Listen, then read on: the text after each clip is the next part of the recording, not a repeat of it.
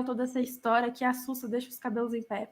Ontem a Americanas perdeu aí mais de 8 bilhões, né, de reais em valor de mercado. E eu queria entender, né, da sua perspectiva, esse é um valor recuperável? E se sim, como a empresa consegue se restabelecer e restabelecer sua credibilidade também ao mercado para alcançar mais investidores no longo prazo? Bia, essa é uma excelente pergunta, né? A gente está diante de a gente já teve fatos, digamos, parecidos no passado, né? Quando a gente fala de algumas companhias listadas que tiveram inconsistências no balanço, algumas foram fraudes mesmo, né? Enfim, tem vários casos conhecidos aí. Isso aconteceu não só no Brasil, como também nos Estados Unidos, tem vários casos emblemáticos, né? Cases famosos. A questão da Americanas, acho que só dando uma contextualizada, acho que você já explicou bem, mas o problema dessa inconsistência aqui, né, como o próprio ACO agora, né, Sérgio Real explicou, né, não é que nós tínhamos valores fora do balanço patrimonial da empresa. Esses valores estavam dentro do balanço, só que eles estavam em contas erradas. Aí acho que muitas pessoas perguntam, né, mas isso tem algum impacto de fato na operação da companhia?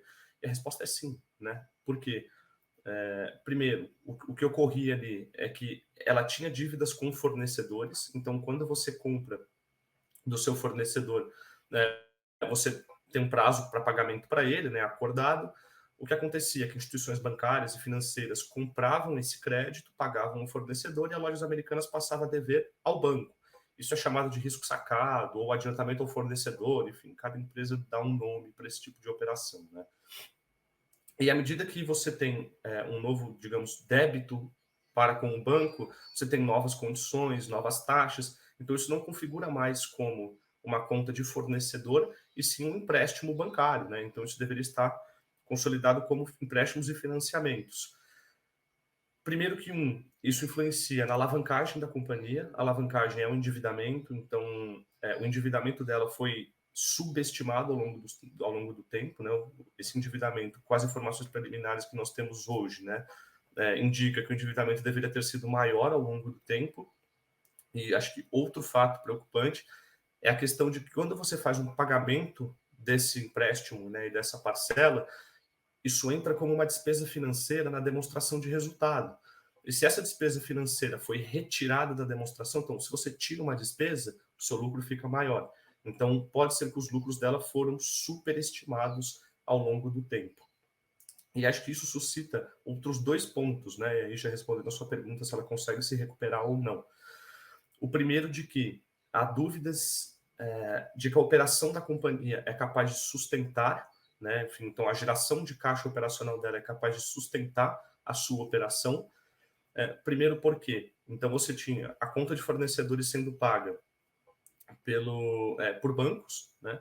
E à medida que as lojas americanas pagava isso para o banco depois, isso não estava refletido na demonstração de resultado, então a gente não tinha a real noção do impacto na operação da companhia.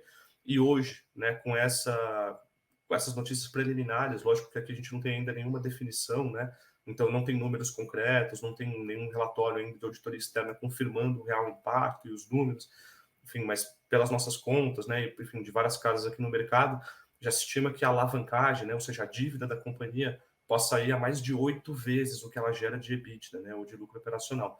Então, é um endividamento bem grande. E isso suscita o último problema, que é, à medida que você teve um lucro que foi superestimado ao longo do tempo, quando isso vai para o balanço patrimonial, então o patrimônio líquido ficou maior. Então, provavelmente, o que ocorrerá com as lojas americanas aqui para frente? A parte de passivo dela vai aumentar muito na repactuação dos balanços e o patrimônio líquido vai diminuir, vai ficar muito pequeno ou talvez negativo.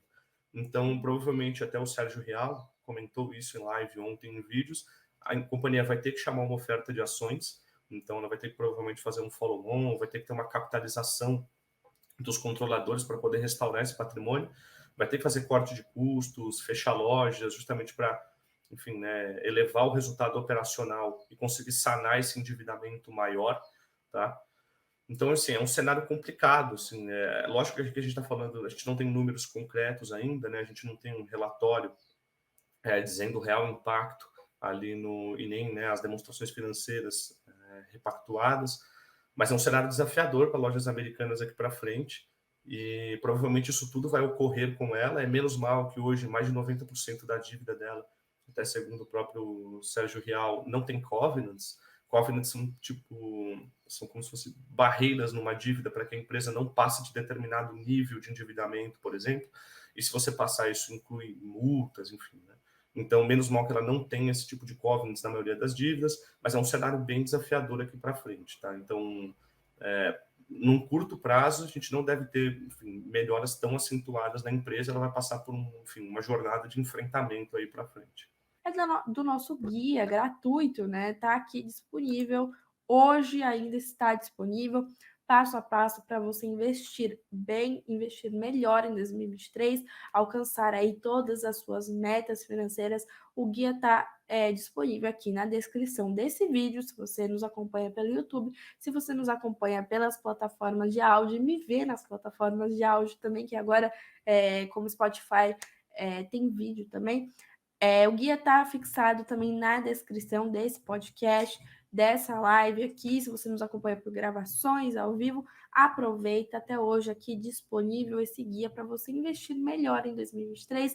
Aproveita todo esse bafafá também da Bolsa de Valores para entender como você deve se portar, se comportar diante dessas situações aí que chamam muita atenção no mercado. Tá aqui na descrição, não perde tempo. Aproveita.